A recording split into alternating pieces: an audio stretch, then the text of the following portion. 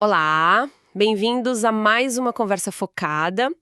Hoje a gente vai fazer uma viagem no tempo, lá para a Inglaterra do século XVII. Vamos conhecer Matthew Henry. Ele viveu entre 1662 e 1714. Uma figura em tanto, né? Com certeza. E a gente está com uns trechos de uma biografia bem detalhada aqui. A nossa ideia é mergulhar nisso para entender melhor não só quem ele foi, sabe?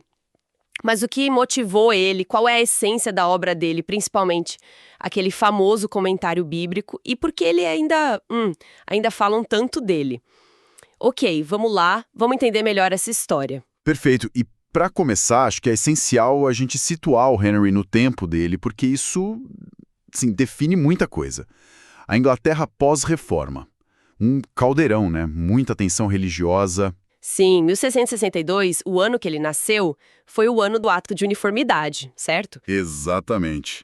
Uma lei que basicamente obrigava todo clérigo a aceitar o livro de oração comum anglicana. E aí entra a família dele. O pai, Philip Henry, era um desses ministros que, por consciência, não aceitou. E o resultado? Foi expulso do posto dele na igreja oficial. Nossa, que barra. Pois é. E isso nos leva direto ao conceito de não conformismo. É uma chave para entender o ambiente em que o Matthew Henry cresceu e depois, claro, onde ele atuou como ministro. Ele já nasceu, digamos, à sombra dessa decisão do pai. Um começo de vida já bem marcado, né? A biografia conta que, apesar da saúde meio frágil na infância, ele era intelectualmente, muito precoce. Com 9 anos, já lia latim, lia o Novo Testamento no grego original. Dá para acreditar. Impressionante, né? Muito. E a educação foi quase toda em casa.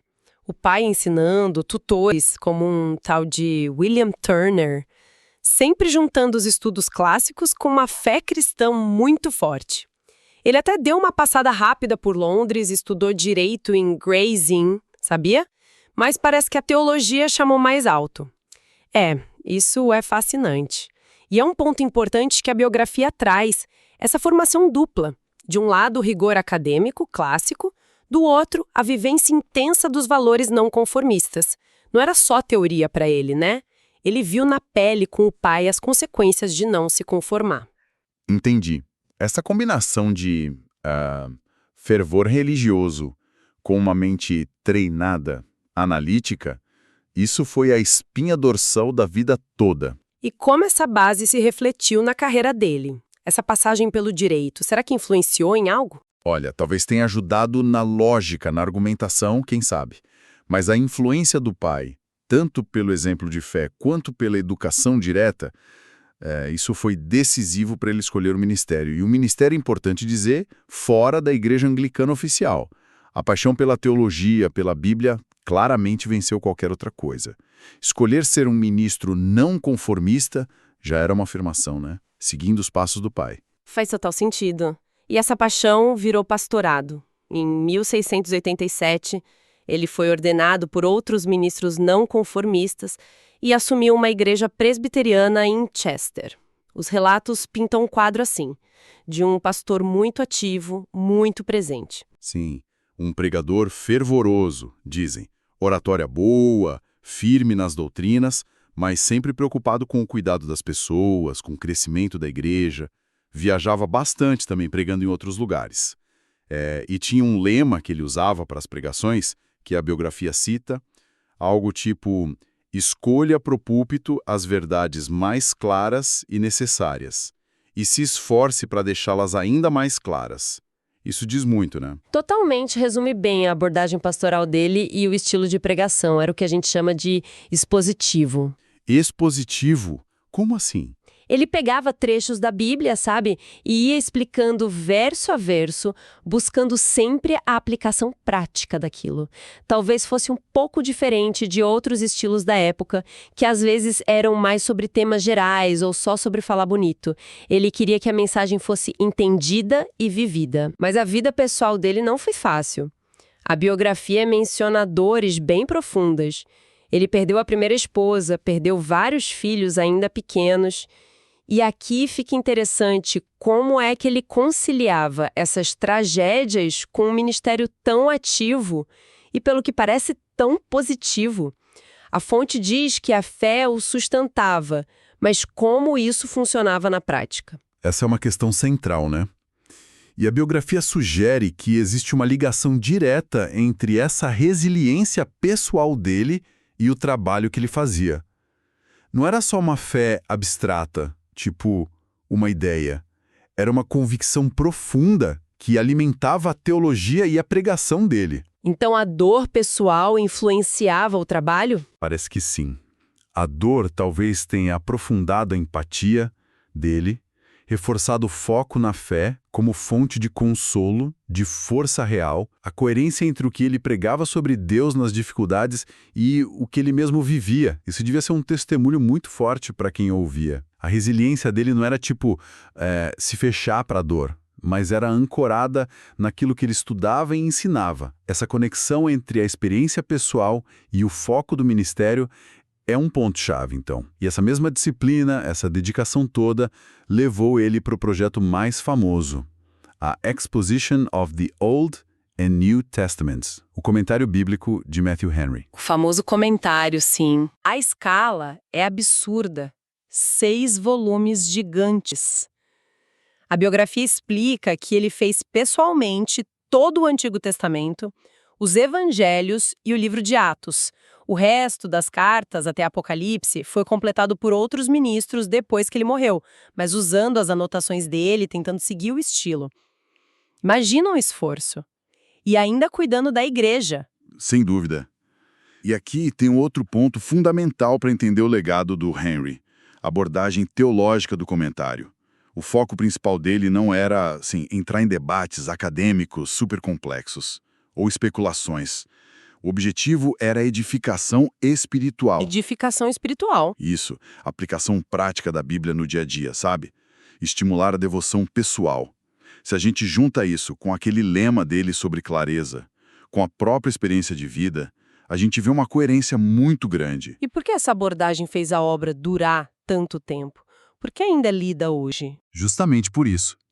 Essa mistura de profundidade bíblica com linguagem acessível e foco na aplicação prática, isso fez o comentário ser útil não só para teólogos e pastores, mas para gente comum, sabe? Pessoas buscando entender e viver a fé. Faz sentido.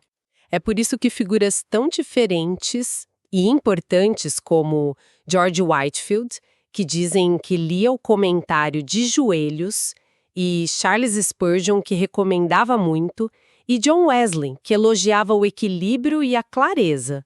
Todos eles valorizavam tanto essa obra. O Henry conseguiu uma coisa rara: juntar estudo sério com piedade prática de um jeito que funciona até hoje. Ele criou uma ponte entre o texto antigo e as necessidades espirituais do dia a dia. Isso é o que torna ele relevante. Falando do estilo e das ideias dele, a biografia destaca uma analogia bem famosa sobre a criação de Eva. Parece que ele adaptou de outros pensadores, tipo Pedro Lombardo.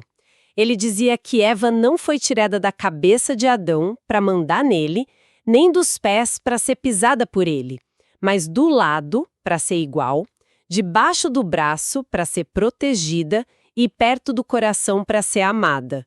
É uma imagem linda, né? Sobre parceria, dignidade. Essa citação é realmente muito conhecida e muito bonita. Ela mostra não só uma sensibilidade pastoral, mas também uma forma de aplicar a teologia que valoriza o respeito, a mutualidade nas relações humanas.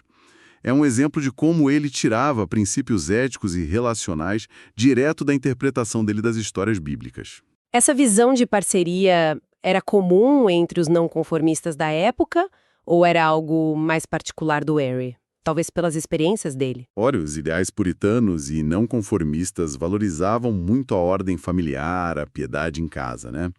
Mas o jeito como o Henry fala disso, com essa ternura, esse foco na igualdade e proteção mútua, tem uma beleza especial.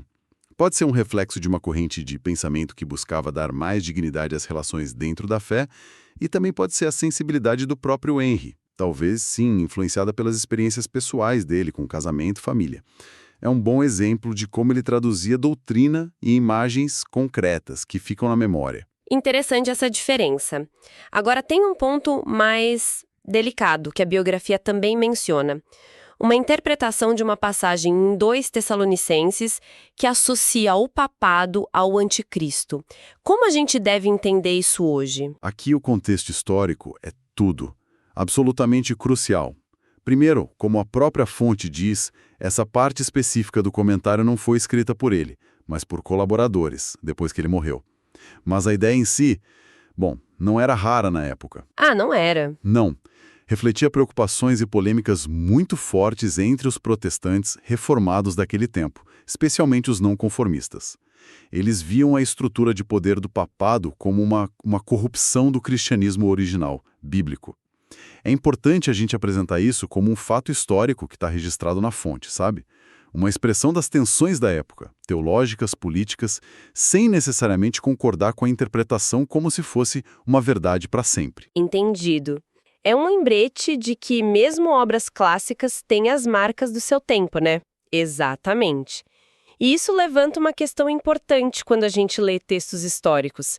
É preciso reconhecer que as interpretações, mesmo de figuras respeitadas, são moldadas pelo contexto delas, pelos debates da época, pelas lealdades. Ler com sensibilidade histórica é tentar entender por que certas visões surgiram, mesmo que a gente não concorde com elas hoje. Um ponto fundamental mesmo, para quem estuda história ou teologia. Indo para os últimos anos do Henry, a biografia conta que ele se mudou para Hackney, perto de Londres.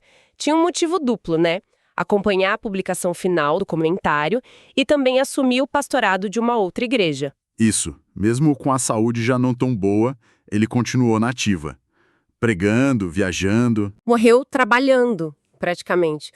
Então, pensando em tudo isso, qual o saldo final? O legado dele vai além dos livros, certo? Com certeza. O legado do Matthew Henry é multifacetado. De um lado, claro, tem a obra escrita, o comentário que continua sendo impresso, lido, citado no mundo todo. A força dele está naquela combinação que a gente falou, profundidade teológica, mas com clareza na exposição e uma sensibilidade pastoral voltada para a aplicação prática. Ele conseguiu, de alguma forma, traduzir coisas complexas de um jeito acessível, mas sem ser raso. E fora o comentário... Fora a obra, tem o exemplo de vida. A biografia mostra ele como alguém de disciplina incrível, dedicação total ao estudo, à pregação, e uma fé que aguentou firme mesmo com as dificuldades pessoais e um contexto social e religioso que nem sempre era favorável aos não conformistas. A vida dele acaba sendo um testemunho da mensagem que ele pregava. Faz sentido. Talvez a razão pela qual os escritos dele ainda tocam as pessoas seja essa autenticidade que se percebe, essa conexão entre o que ele escreveu e como ele viveu. Ele não era um teólogo de escritório, sabe? Distante da vida real. Era um pastor envolvido com as lutas e as necessidades da comunidade dele. Foi uma ótima viagem pela vida e obra do Matthew Henry. Recapitulando rapidinho.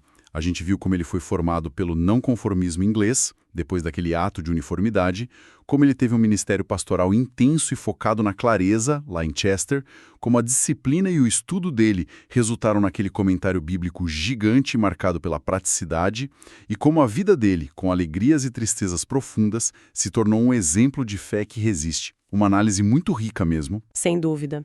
E para fechar, quem sabe a gente pode deixar uma reflexão inspirada na própria abordagem do Henry. Ele tinha essa busca constante pela clareza da Bíblia e pela aplicação direta na vida, como uma fonte segura de orientação. Sim. Aí fica a questão, né? No mundo como o nosso hoje, cheio de informação por todo lado, opiniões mil, um monte de fontes diferentes querendo te dizer como a gente deve viver, como é que a abordagem do Henry, essa busca focada por uma verdade clara, aplicável, com fundamento espiritual, se posiciona? Como ela conversa ou até contrasta com as formas atuais que as pessoas têm de buscar sentido e direção para a vida? É algo que talvez valha a pena pensar um pouco.